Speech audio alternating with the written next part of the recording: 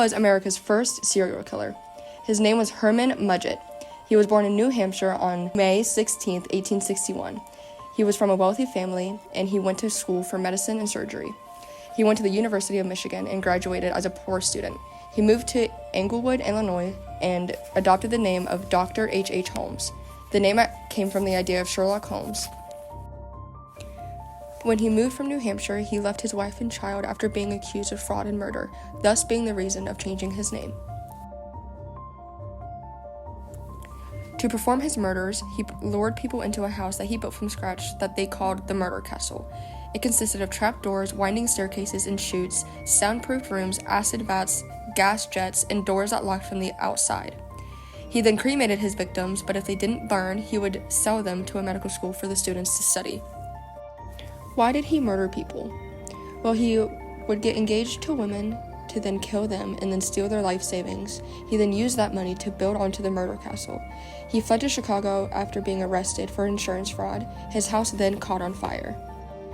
Holmes got a partner named Ben Petezel who faked his death to get $10,000 from life insurance. He performed his insurance fraud in Pennsylvania, Texas, Tennessee, Colorado, Missouri, and New York. Holmes was arrested and met Marion Hedgepeth, who joined the scheme in Missouri. In Pennsylvania, Holmes killed Petezel, then convinced Petezel's wife that he was still alive, but killed 3 of their children out of fear of getting caught for murder. Finally, in 1894, Holmes was arrested in Boston after checking into a boarding house. He was arrested in the name of H.H. Howell from Denver. That was on November 17th. He then went to court in 1985 and finally confessed of his crimes.